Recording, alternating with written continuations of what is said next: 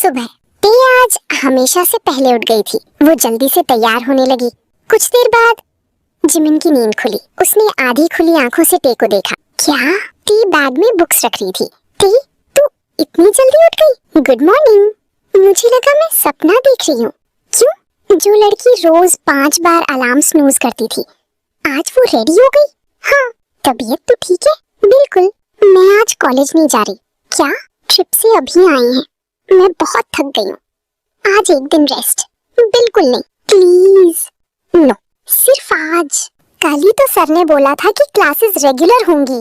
फिर भी उठो। नहीं, उठो नहीं। टे ने उसका कंबल खींच लिया। अरे अब उठ, तू बहुत बुरी दोस्त है। Thank you. ये कॉम्प्लीमेंट नहीं था, मुझे कॉम्प्लीमेंट ही लगा। ठीक है, जा रही हूँ रेडी होने। गुड। कुछ देर बाद जिमिन भी तैयार होकर बाहर आई। खुश? बहुत। अगर क्लास में नींद आ गई ना तो मैं नोट्स दे दूंगी। प्रॉमिस? प्रॉमिस। दोनों अपने बैग्स उठाती हैं। दोनों हंसते हुए कॉलेज के लिए निकल पड़ती हैं। रास्ते भर ट्रिप की फोटोज देखकर फिर से हंसने लगती हैं। थोड़ी ही देर में कॉलेज का गेट उनके सामने था। दोनों जल्दी जल्दी कॉरिडोर से गुजर रही थी। तभी मोड़ पर अचानक टे का ध्यान सामने नहीं था। ओ, वो किसी से हल्का सा टकरा गई। उसने तुरंत ऊपर देखा। Sorry sir. इट्स ओके, मेरा ध्यान नहीं था। अगली बार कॉरिडोर में चलते वक्त सामने देखिएगा। जी सर। जंगकुक स्टाफ रूम की तरफ चले गए। आज तो दिन की शुरुआत ही इंटरेस्टिंग हुई। चुप।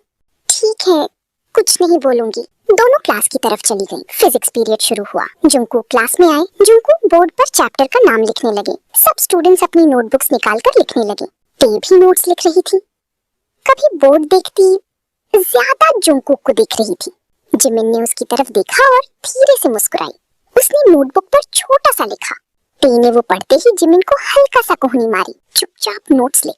ठीक है। लास्ट बेंच पर बात करने वाले स्टूडेंट्स? दोनों एकदम सीधी बैठ गईं। अगर डिस्कशन खत्म हो गया हो तो चैप्टर पर ध्यान दीजिए। Sorry sir. देखा, पकड़े गए। बस अब एक शब्द भी मत बोल। क्लास फिर से पढ़ाई में ध्यान देने लगी। फिजिक्स क्लास खत्म होते ही टे, चल कैंटीन। अभी? हाँ, मुझे बहुत भूख लगी है।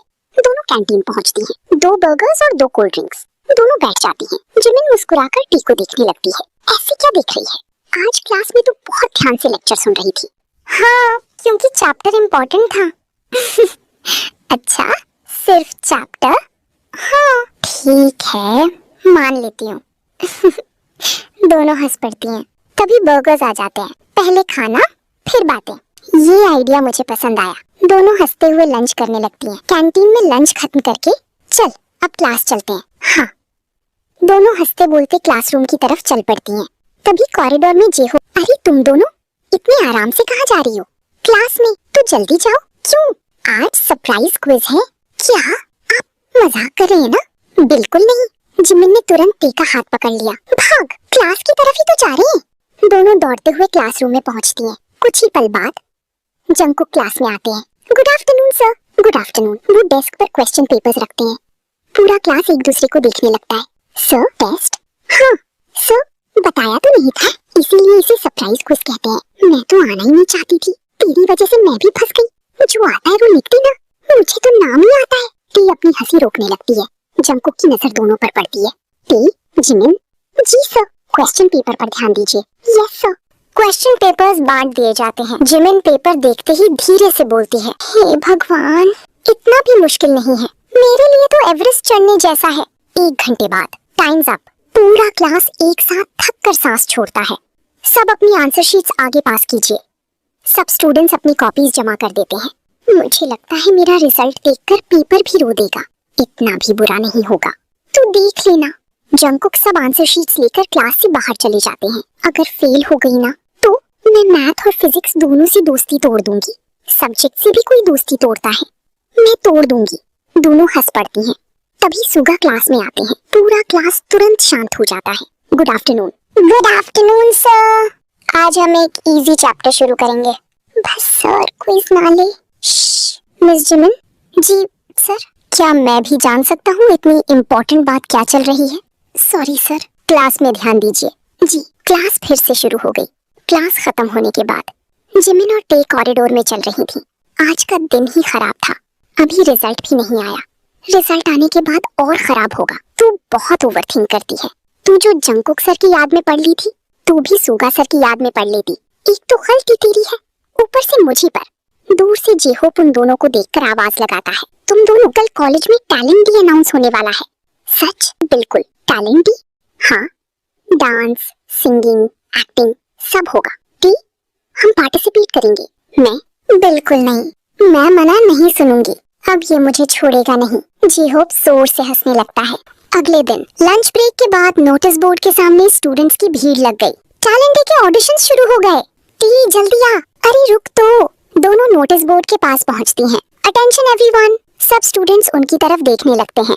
इस साल हम एक डांस ड्रामा परफॉर्मेंस करेंगे। वाओ! अब मैं सबके रोल्स अनाउंस कर रहा हूँ। सब एक्साइटेड होकर सुनने लगे। जिमिन और उनवो, तुम दोनों रोमियो एंड जूलियट थीम पर परफॉर्म करोगे। जिमिन खुश होकर उनवो की तरफ देखती है। लगता है बहुत प्रैक्टिस करनी पड़ेगी। रेडी हो? बिल्कुल। जेहोप फिर लिस्ट देखते हैं। टी और बोगुम। मैं? हाँ, तुम दोनों लैला मजनू थीम पर परफॉर्म करोगे। Hello partner. हेलो। जिमिन धीरे से टी के कान में बोलती है, अब मना मत करना, मैं वैसे भी मना नहीं कर रही। लीसा, जेनी और काई, तुम लोग सपोर्टिंग कास्ट में होगी।